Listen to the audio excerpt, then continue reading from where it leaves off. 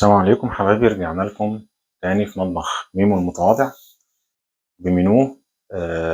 هو منوه غريب شوية، بس يا رب يعجبكم. احنا معانا النهاردة هنعمل مع بعض راس ضاني مشوية بالفرن مع شوية خضار. بس أتمنى قبل ما نبدأ في عمل عمل المنوه، إذا المنوه عجبكم فأرجو الاشتراك في القناة ودعمكم ليا. يلا نشوف هنعمل ايه مع بعض. طيب زي ما قلت لكم احنا معانا راس ضاني. هي على فكرة راس ضاني واحدة يا جماعة، مش راسين، بس أنا متعمد أقول للجزار يقطعها لي من النص عشان أتأكد بعد عملية الشوي إن هي زي ما استوت من بره استوت كمان من جوه. هي راس واحدة زي ما قلت لكم، بس أنا إيه يعني خليت الجزار ينشرها لي من النص. تمام. ودول شوية الخضار اللي هنشويهم مع الراس الضاني في الفرن. انا ليه متعمد اسيب البصل زي ما هو كده؟ اولا هو صغير، ثانيا عشان الخضار اللي هيتشوي مع الراس ما يتهراش في عملية الشوي ويبقى شكله مش حلو. حتى بصوا البطاطس كمان، يعني البطاطساية الصغيرة سيبها زي ما هي، البطاطساية الكبيرة بقسمها من نصين، بس برضه بخليها تخينة كده عشان تستوي وما تتهريش ويبقى شكلها حلو. تمام. اما بالنسبة للبهارات اللي هنستخدمها في تتبيلة الراس، فاحنا معانا زيت زيتون، وممكن برضو نستخدم الزيت العادي لو زيت الزيتون غالي علينا. هنستخدم جوز الطيب، توم بودرة، فلفل اسود،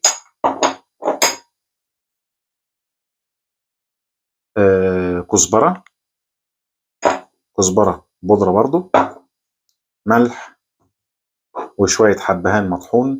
وديت بهارات بتتباع عند السوريين او العطارين، اللي هي البهارات للحمة او الفراخ المشوية.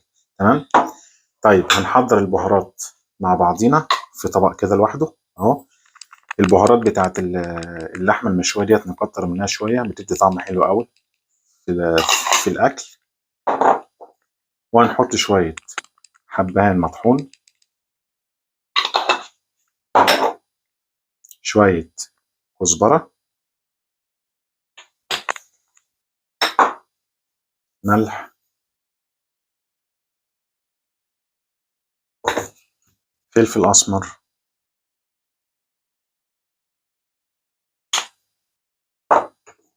توم بودره. يا رب المنيو ده يعجبكم يا جماعه.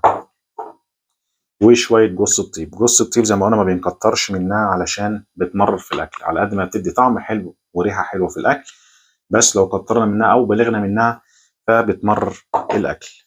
وبنقوم حاطين شويه زيت زيتون او زيت عادي اهو.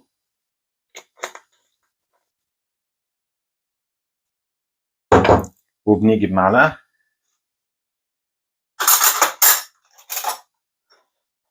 معلقه صغيره كده، وبنخلط كله في بعضه.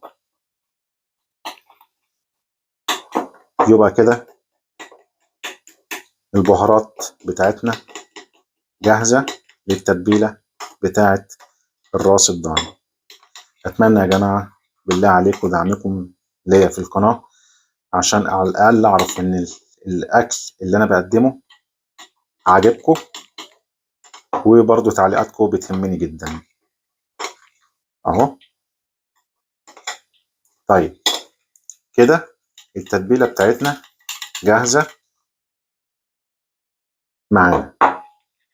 بنقوم بقى جايين بفرشه عندنا كده، ولو ما عندناش فرشه ممكن بايدينا. الراس اهي. الاول بنبدا من جوه اهو، بنتبلها كويس قوي. اللسان برضو انا جربت الطريقه دي كام مره يا جماعه، والله خطيره خطيره اهي. ونقوم قلبينها متبلينها برضو من بره زي ما انتم شايفين كده اهو. بنتبلها من كل حته بحيث ان التتبيله تبقى فيها كلها اهو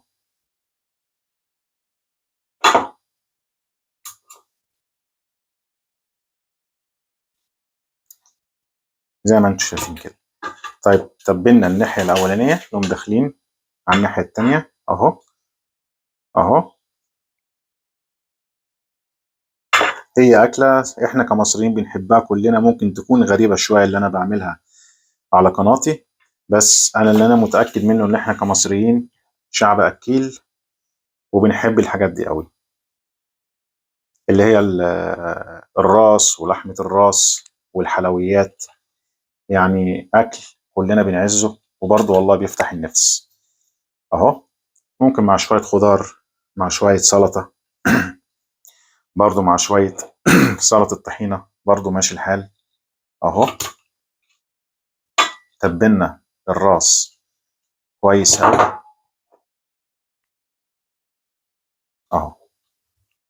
واي خضار عندنا، مش لازم بس بطاطس مش لازم بصل، اي خضار عندنا، بس اهم حاجه البصل يا جماعه. البصل صحي ومفيد جدا للقلب ولمرضى السكر.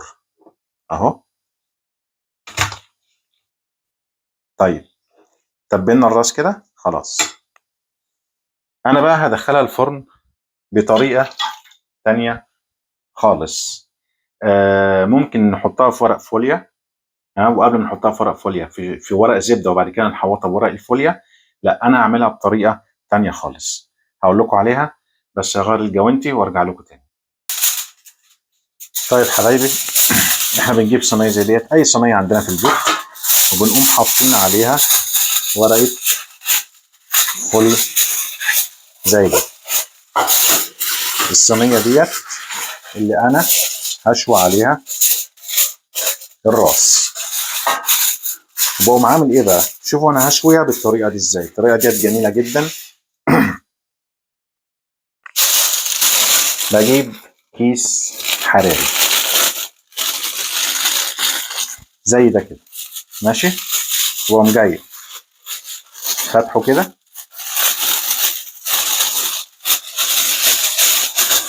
وبقوم عامل فيه ايه؟ بقوم جاي مدخل فيه الخضار الاول. انا ليه بخلي الخضار تحت؟ عشان لما احط الراس فوقيه، الدهن بتاع الراس اثناء الشوي ينزل على الخضار. يعني انا ما تبلتش الخضار خالص، ما حطيتش عليه حاجه اهو. بجيب شويه بطاطس مع بصلتين ثلاثه، بحطهم تحت اهو. اهو وبقوم جاي فرده من بتاعه الراس وحاططها اهي.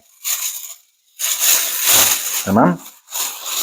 وبقوم جاي قافل الكيس كده. انا ليه ما حطيتش الراس كلها مع بعضها؟ عشان اولا الكيس مش هيكفي، وكمان ببقى خايف لا الكيس يتخرم من تحت وعمليه الشوي ما تبقاش يعني بالدقه اللي انا عايزها. بقوم عامل ايه بقى؟ بقوم جايب ورقه فوليا كده، عاملها على هيئه حبل، ضارمها كده بايدي، وبقوم جاي قافل الكيس كده زي ما انتم شايفين، عشان ما يتفتحش في الفرن. اه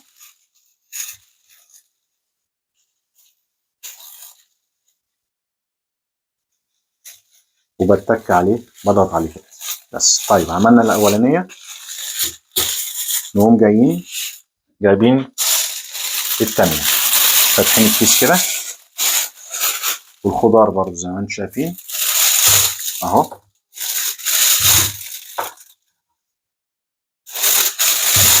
اهو وحاطين فردة الراس التانية اهي. طبعا بواقي التتبيلة ديت خسارة طبعا، بقوم جاي حاططها كده اهو فوق الراس من فوق، وبقوم جاي قافل برضو الكيس كده، وبرمه كده، وجايب برضو حتة الفوليا دي ولاففها على الكيس كده من بره، بحيث برضو انه ما يتفتحش.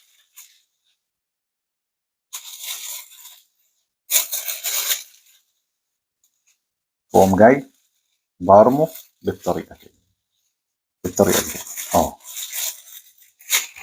وجاي حاطه جنب اخوه كده. طيب هي كده خلصت؟ لا، في ملحوظه مهمه جدا. قبل ما ادخل الراس والخضار الفرن بقوم جاي خارم الكيس خرم صغير كده. ليه؟ عشان لما يكتسب حراره الكيس ما يتنفخش ويقوم مفرقع في الفرن. وبرده التاني بقوم جاي برده خرمه خرم، هو خرم صغير كده بس وخلاص. وبنقوم جايين حاطينه في الفرن على درجه حراره من 180 ل 200 فوق وتحت برضه في نفس الوقت. وبعد ما تخلص هوريها لكم. طيب حبايبي، وديت الراس الضاني المشوية بعد ما قعدت في الفرن بالظبط ساعتين بالكيس الحراري. هنجهزها ونرجع لكم تاني. طيب حبايبي، زي ما انتم شايفين كده هوريها لكم من الكاميرا اهي، الخضار ولحمة الراس المشوية. بصراحة يعني ريحتها ما اقولكمش، انا لسه ما دقتهاش، انا ليا مزاج ادوقها بصراحة قدامكم. ندوق الخضار. بسم الله الرحمن الرحيم. ولا الصوص اللي طالع منها بصراحة خطير. بسم الله الرحمن.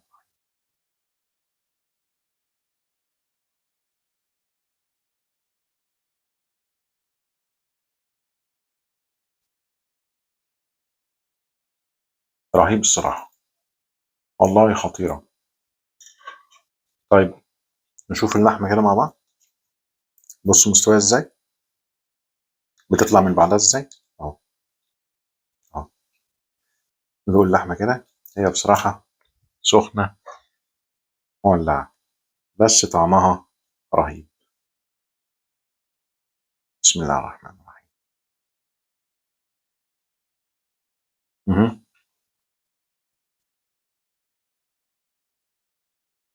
ملهاش حل، ويا ريت تعملوها بالطريقة ديت. بصراحة ملهاش حل، ملهاش حل. وده كان المنيو بتاعنا النهارده. طيب ودي تعتبر نهاية الفيديو بتاعنا. اتمنى يكون المنيو ده عجبكم. وانا اتعمدت بصراحه ان انا اعمل المنيو دوت لان احنا كمصريين بنحب الحاجات دي قوي. ويا ريت تعملوه بنفس الطريقه اللي انا عملتها النهارده، والله طريقه هتعجبكم خطيره جدا وهتدعوا لي. واتمنى دعمكم ليا واشتراككم في قناتي على اليوتيوب. ويا ريت تعليقاتكم هتهمني قوي اذا كان الاكل عاجبكم ولا لا. واشتراكوا في القناه عشان يوصل لكم كل جديد. واشوفكم في فيديو قادم ان شاء الله. السلام عليكم.